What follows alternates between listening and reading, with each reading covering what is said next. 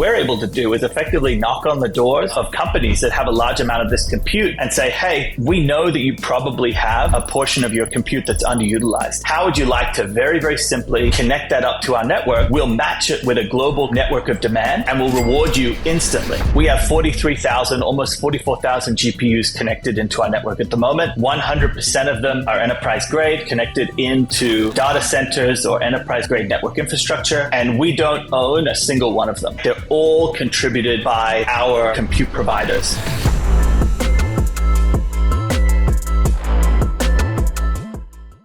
Mark, welcome to the podcast. How are you? Hey, I'm good, Sina. Great to be here. How are you? It's absolutely great to have you on the Are DePIN podcast. It's a project that we're very excited about. Building a community of amazing DePIN projects, and the variety of DePIN projects currently is extremely exciting. And I would love to sort of dig deeper on what you guys are doing. So, with Aethir, firstly, how did you get started into it? What's your background? For sure. So, once again, thanks for having me. My background, first of all, I guess I'm the co-founder at Aethir. My background was actually always in infrastructure building. So I started my career in oil and gas, building kind of big energy and power centers, often in really remote places, the middle of the desert. I spent about a year and a half in the middle of the ocean. Did that for the first 6 or so years of my career before getting the entrepreneurial itch. I founded my first company. It was a biotech company. Developed a series of kind of stretchy sensors that had medical applications and raised some money. Had two divergent paths in front of me at the time. One was maybe head to New York or the Bay Area and enter into one of these kind of startup ecosystems out there. And the other was head to China, get closer to manufacturing and attempt to kind of reduce the iteration cycle on these sensors I developed. And I chose to go to China. So I moved to Beijing. In retrospect, probably should have moved to Shenzhen, right, the hardware capital of the world. But I didn't really know anyone in Shenzhen, and I had a small network in Beijing. So I moved to China, raised a little bit more money for that project, worked on it for a couple more years before kind of exiting and feeling my way back into infrastructure. There were some really, really cool infrastructure jobs happening in China at the time. As you know, the economy's just been booming over there for quite a while. And one of those jobs that I found myself on was with a bunch of really switched on engineers looking at the performance and scalability challenges of some cloud gaming infrastructure that was being deployed across China. And for those of you who aren't familiar, cloud gaming is essentially just high performance GPU cloud delivered in a very, very low latency way. Anyway, we worked on that project and had this kind of idea that maybe this infrastructure could be improved. Maybe some of these challenges could be addressed if we deployed it in a decentralized way. And that was very much kind of the spark that turned into Aethir. But yeah, that's a little bit about me. And why did you think that decentralization was the answer in that instance? Like, what was I guess maybe take a step back. What was the key issue? What was the key problem? And then why was decentralization the answer to it? For sure. So this is pretty interesting, right? But if you think about how traditional cloud scales, right? And if you look at the focus that we have today on GPU cloud as opposed to kind of the more traditional cloud, which is very storage and CPU focused, right? The GPU cloud is very latency sensitive. And in particular, when you're dealing with cloud gaming and technology of that type, latency is really, really important, right? You're optimizing for latency all the time. But if you think about how traditional cloud scales, right? Let's say Google is looking to deploy a new series of nodes in a new region, say like Tokyo, for example. The first thing they need to do is purchase all of that compute, right? So they buy all of that equipment. Very expensive, very high upfront cost, right? They take that equipment and then they deploy it into a data center in Tokyo, for example, right? Now, operations of high performance compute are very expensive, right? It's a very expensive type of infrastructure to manage. Rack space is expensive, electricity cost is expensive, bandwidth cost is expensive, management of the equipment is expensive. So you really want to centralize all of your equipment under one roof so you can keep those overheads as low as possible. Now, the difficulty there right, is that this doesn't really align with the requirements of the GPU cloud, right? Because all of a sudden what you've done, if you think about kind of Tokyo in this instance as a dartboard, right? You've put the data center in the center of that dartboard. And as you get further away from the bullseye, performance decreases, right? Because latency is the biggest kind of factor impacting latency is distance from where the compute happens or distance from where the processing occurs. So in a centralized model, even though you really care about latency, you're still deploying everything in one clump, right? One big blob. And unfortunately, what that means is that a small number of people have a really high quality of service, but the vast majority have a really low quality of service.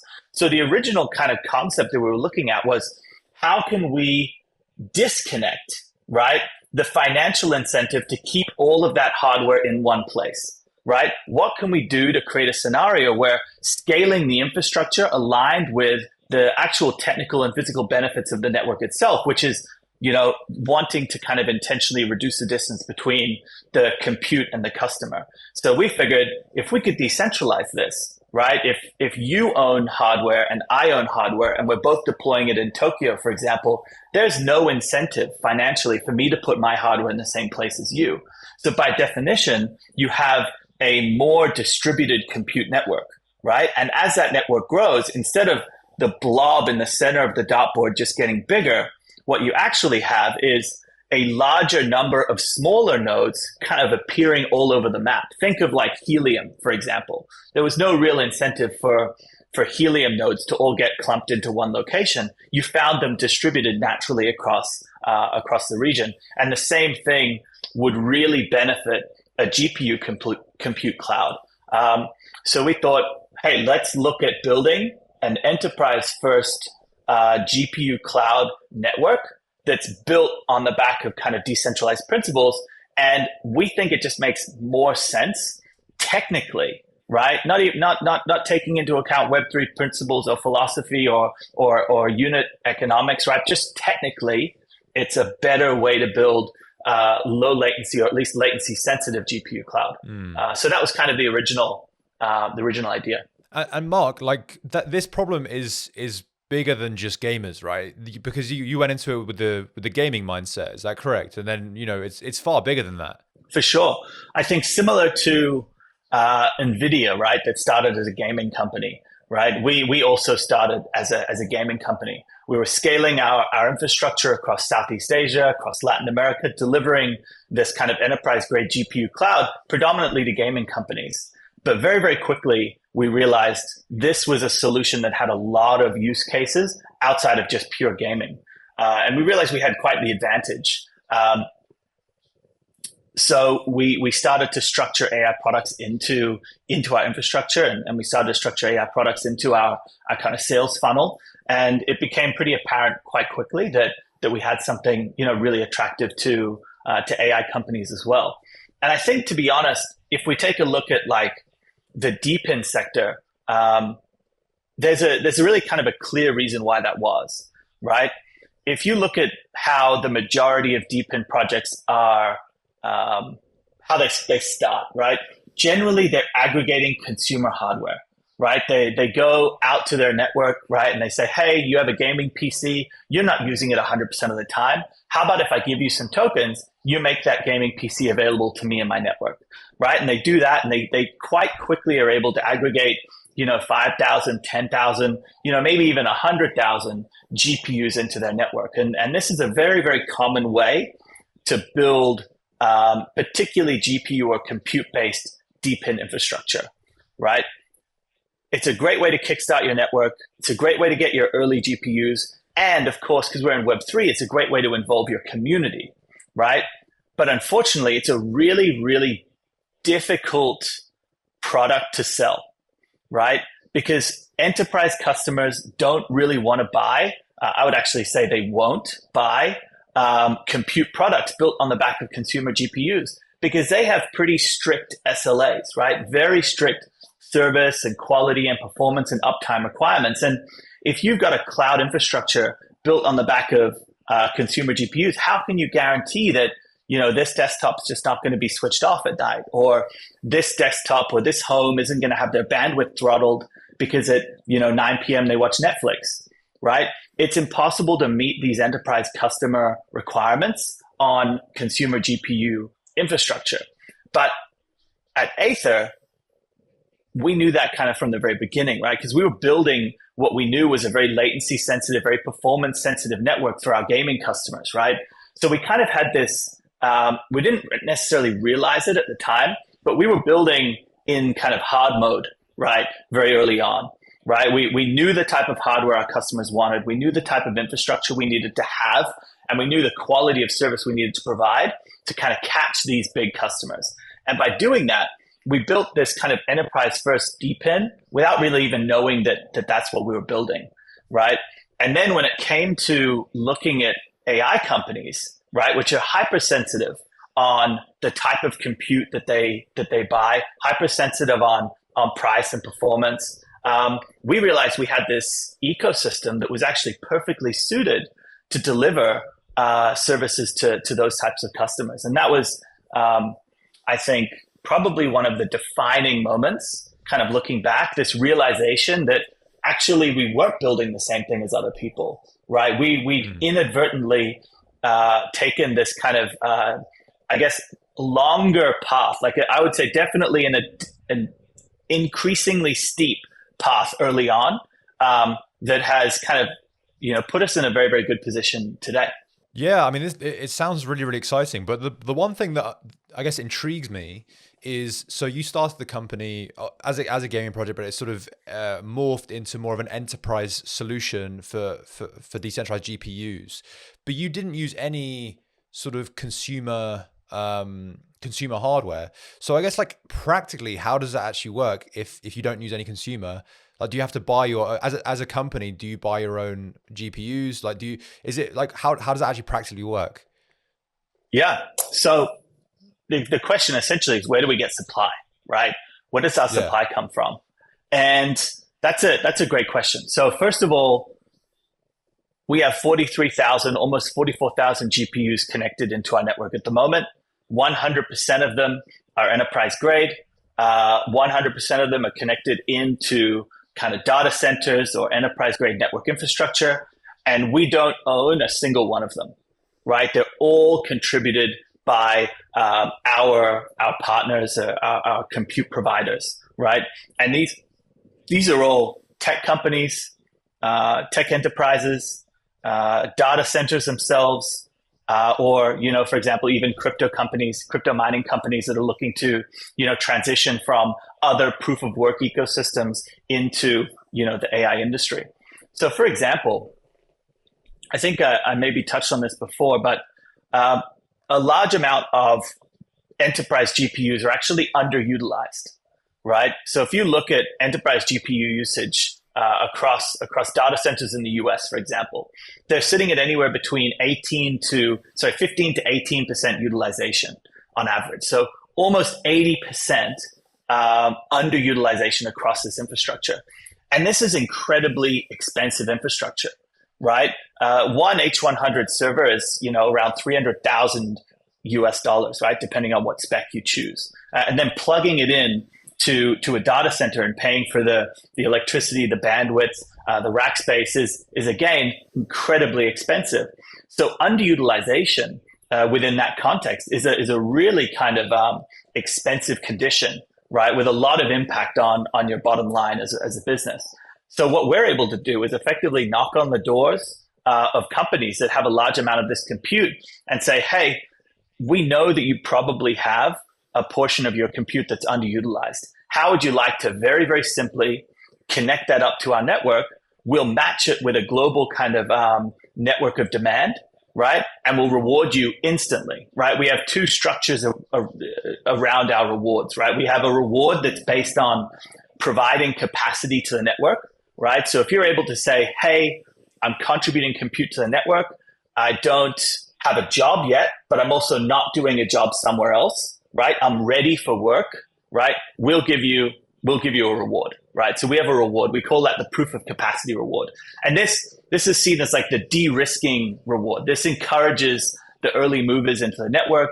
It encourages enterprises to contribute their first portion or first cluster of hardware, because we don't expect them to dump 100% of their equipment into Aethir on day one, right? We're saying, hey, just give us 10%. Like, reduce the impact on your bottom line a little bit. If you like what we do, you can add more. And then we have obviously a second form of reward, which is tied to the actual delivery of work. And again, we're able to kind of take a fiat style payment and couple a token payment on top. So it's kind of even more beneficial when they do get work within our network. So to be honest, a significant portion of our supply comes from idle GPUs across a number of different kind of tech sectors.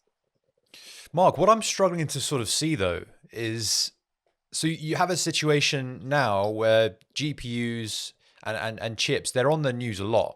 And they weren't really on the news as much as they were before. These big tech companies are, I think off air, you talked about how, so Musk is talking about how, they're in short supply. Zuckerberg's buying up, tons and tons of GPUs. You have NVIDIA in the news, recorded, huge stock price surges because of their innovations within GPUs. And then you're telling me that GPUs are being underutilized, like 15 to 18%. That just seems insanely low when, they're saying that supply is limited. Well, actually, you've got like 85% capacity remaining. That doesn't make any sense to me. Yeah, I think the thing that you need to remember is that a large portion of the high performance compute infrastructure that's being purchased out there is not necessarily being purchased by companies that have the ability to on-sell that equipment, right? Obviously, if Amazon buys that equipment, right, they have the mechanism, they have AWS, they can then price that and sell it off to the AWS ecosystem. But if I'm a telco, for example, or if I'm a big kind of, if I'm Uber and I'm investing in kind of infrastructure for self-driving cars or something similar, right, or an LLM that'll run on my app ecosystem, right, if I misforecast or if I have production delays or training delays, right, on kind of what I intend to run on top of that infrastructure, then all of a sudden I'm sitting there with a sunk cost, because those companies don't have the ability to package and sell that outside of their own business. And that's what we essentially offer, right? We can go to companies that would have zero capability, no BD. They'd never be looking at AI companies as a customer, particularly not outside of their own region like the US, right? Which is actually where all of or the vast majority of AI business exists.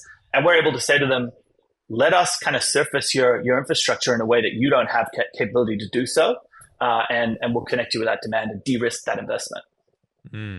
So from just talking simply, Aethir really just connects all these GPUs that are very idle, but they're also very, in short supply, and they're crucial for infrastructure, to AI companies, to gaming companies that require cloud GPU services.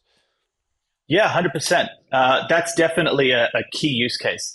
I think another really interesting use case, right, is companies that look at Aethir as a way to get direct exposure to AI infrastructure, right? If you, for example, want to go and buy the exact same servers that Amazon use in their AWS data centers, right? You can't buy those and then go to AWS and say, hey, AWS, would you run these for me and pay me, give me a kickback for any work that you get on them, right? You can't do that, right? So you kind of have this situation where this critical AI infrastructure, the infrastructure of the future, right, is hidden behind these paywalls almost. And it's very, very difficult, I think, for the vast majority of kind of businesses and even individuals to get access to that infrastructure. So what we're seeing is actually a lot of infrastructure firms and companies that are looking to kind of be or get involved or have exposure to AI infrastructure as a global sort of infrastructure play, right? They look to Aethir as an opportunity to do that. So a significant portion as well of the infrastructure in Aethir is a result of funds standing up capital specifically to provide compute within our network, in the same way that people stood up Bitcoin farms and established funds to mine Bitcoin at a professional level when that network was younger. Yeah, yeah, makes sense. Um, my question though is, given that this is such a massive problem that a lot of big companies and small companies face, and you're sort of in the middle connecting, you can cater to so many different types of companies, and the problem of idle GPUs exists on a huge, global scale. Why has this sort of a solution like Aether not existed before that utilizes these idle GPUs in a better way, in a decentralized way? Like, what's been stopping existing companies before Aether existed? So I think first of all, um, first of all, I think it's a factor of the macro environment at the moment, right? There has never been a compute crunch like there is today, right? The requirements for compute and the almost immeasurable benefit of the company that's able to win those types of races, right? Like, as crazy as it sounds, right? All a company really needs to do to kind of have the smartest large language model, right, is have the most compute and have the best access to data to train that compute. It's literally just a factor of more compute, more data, right? And the faster the compute, the greater the amount of that compute, the higher the likelihood that you'll be able to produce a more intelligent, more sophisticated model in a shorter period of time, right? So there is this pot of gold at the end of the rainbow at the moment that is more attractive than essentially any pot of gold that's ever existed, right? So the race to kind of access that is kind of more extreme than I think we've seen almost ever before in really any even tech bubble. Not that I think AI is in any way a tech bubble. I think it's a long-term transformative technology for the world. But I think that the compute requirements that we're seeing now are just so much more, and the output of having access to those compute requirements are so much greater that we're seeing a demand and a race within this ecosystem that kind of is unlike anything we've ever seen before. So I think from a macro perspective, definitely something new, right? And then I guess in response to that, you have now. Honestly, I think that's probably the best answer. I was going to jump into usage of the blockchain, but I think that, to be honest, it's 90% the macro environment.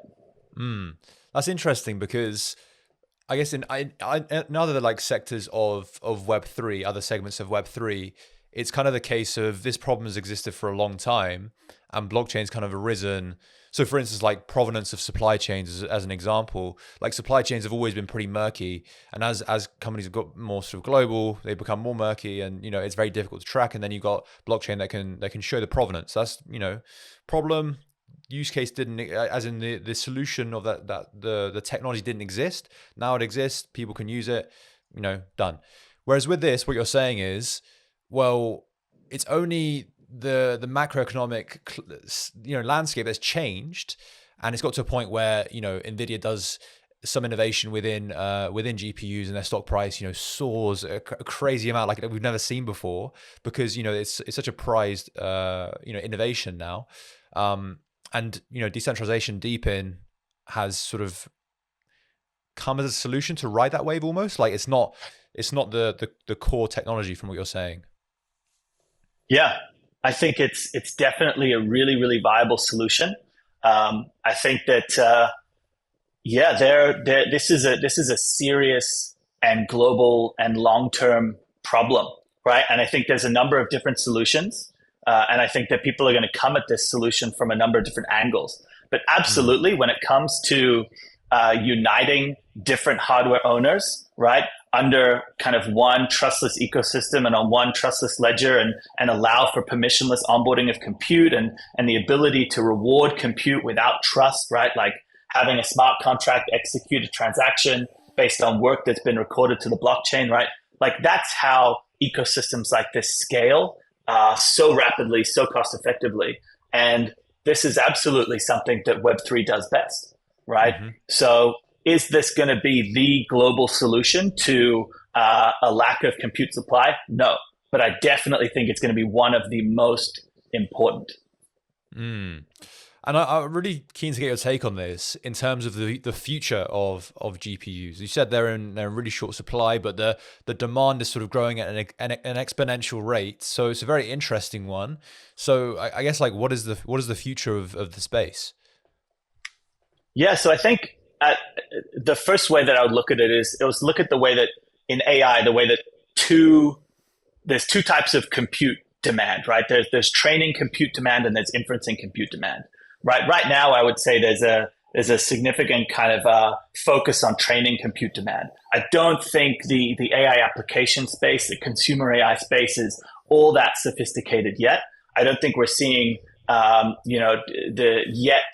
seeing the beginnings of kind of the transformative technology that AI agents will kind of unlock for us, but I don't think we're there or anywhere near there yet, right? So you have a large amount of compute, high performance compute, H100s, H200s, right, being deployed towards predominantly training. That's where like the race is being run. I think that, and I think this is relatively understood, that as H200s come out, you'll probably see H100s being redeployed for their inferencing capability, right? So it's not like these GPUs are going to become useless, right? I think that's something that a lot of people think, like, oh, why would I buy an H100 now when NVIDIA is just going to release a new chip in like 2 years? Effectively, these chips will have 5 to 8 years of life cycle, if not more. I'm sure NVIDIA has a real number there. I'm just kind of winging it, but they will redeploy those absolutely into kind of inferencing workloads. So I don't expect any of this equipment to kind of lose value. What we are seeing is a reduction in compute price. So I think pricing is getting slightly more competitive as more supply is available on the market. And from a compute perspective as well, models are gaining more variance in their size, right? We've had kind of a great and long run now of kind of very large language models, right? And I think that we're starting to see these smaller models that are capable of running on phones and consumer devices. So I think in that instance, we're going to see a shift in the requirements of compute. We're going to start seeing stuff that can run on consumer devices as opposed to just kind of high performance compute infrastructure. But there's the requirement for compute isn't going anywhere. I think that it'll diversify a little bit. But again, decentralized networks are so flexible and so capable of adapting to changes in how networks require work and deal with work. So I think we have a natural advantage there. Yeah, and I'm guessing because to start a company, a tech company I'm talking about, to start a tech company maybe 20 or 30 years ago, you have to buy all the sort of cloud storage and all this type of thing. Not cloud storage. You have to buy all the servers and things yourself. Whereas then AWS came along in terms of you can pay AWS and they would give that to you, cloud storage and processing power. And you're saying the next sort of wave is this decentralized sort of GPUs where, because with Aethir, I'm assuming as well it'd be far more cost effective than say AWS or if you were to go to more of a centralized database. So we're much more cost effective, right? The unit economics that we operate with are far better than what you'd see within a centralized solution, right? Because we don't have the upfront cost of that equipment. We don't have the overhead of managing and holding that equipment. And then also, we're often dealing with equipment that is being provisioned to us that was underutilized elsewhere. So the mindset of the companies that are looking for value as a result of that equipment is very different than the mindset of someone who is, trying to gain, ROI on that equipment as quickly as possible because they bought it specifically for this purchase. So we have a huge advantage there.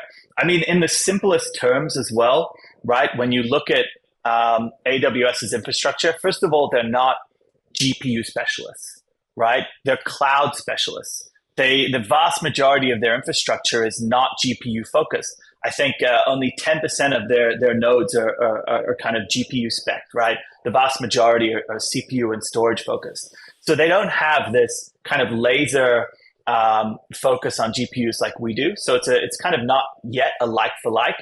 But to be honest, the other kind of piece here is that their GPUs are the same as our GPUs. Their data centers are the same as our data centers, right? Their network infrastructure is the same as our network infrastructure. But Aethir has a token, right? And that's just a core advantage of Web3 companies. We can be a little bit more creative with our product offerings because we have a token. We have a different lever that we can pull. And I think that, you can get lost in that space. And I think many companies have, where they've gone and kind of used the token in the wrong way. And as a result, they've kind of like destabilized the network. But at the same time, if you use that token correctly, you can have a really kind of measurable advantage over these Web2 players that are all essentially juggling the exact same pieces as each other. Okay, so Mark, I want to ask you a question that I want to ask every company that comes on the podcast. Just as like to wrap up the podcast, I think it's an interesting one to ask. It's a bit separate to Aethir, but from your side, what is the most exciting thing about DePIN, and what are some key innovations you're looking at outside of what Aethir's doing? I think what's really interesting to me about DePIN at the moment is the impact that I think we're going to be able to have on decentralized AI, right? I think decentralized AI is almost a moral imperative for the tech sector, right? We need to make sure that access to resources, the capability to build competitive AI technology exists outside of the closed doors of OpenAI, Google, Amazon, right? And for that to happen, you really need to be democratizing access. And DePIN is a technology that's fantastic at doing that. So for me, something that I really hope to see as a continued trend within Web3 is this decentralized AI agenda. Not just because if that persists, then companies like Aethir will also have kind of a really valid and interesting reason to be here. But just because I think, as I mentioned before, it's a moral imperative. I think the impact that these big tech companies can have as a result of being the builders of these large language models that will, arguably control our entire lives very quickly is pretty insane. And if there's any way that we can create systems to compete with those companies and those agendas, I think it's an important thing to do. Amazing. Mark, it's been an absolute pleasure having you on the podcast, on the We Are DePIN podcast. And I'm sure we'll speak very soon. And I've certainly learned a lot about GPUs. It's something that's an area that actually I don't know a ton about. It's a bit of a blind spot for me in terms of like innovations. And very, very happy to have had you on the podcast for sure. Now, how can people stay in touch with you and Aethir going forward? Yeah, please feel free to follow us on our socials. You can go to Aethir Cloud on Twitter, and you can find us at aethir.com to access our Discord and other socials. But I'd love you guys to connect to our Twitter and follow up on kind of cool events and information that we'll be deploying. And I'd love to have you guys involved in our community on our Discord as well. And one last thing, we've recently announced Aethir Edge, which is a consumer cloud mining device. So it's a physical box that you can purchase. It'll sit in your home and will actually provide enterprise-capable compute workloads that will distribute tasks to through the Aethir network. And that's going to be a really, really exciting way for users too, and the retail and community to access that type of AI infrastructure. So stay tuned there. That website is myedge.io, but you can connect that link you can connect to them through the Aethir homepage as well. Amazing, Mark. Thank you so much for coming on the podcast again. And sure we'll chat very soon. Thank you so much. Thank you. Thanks for having me.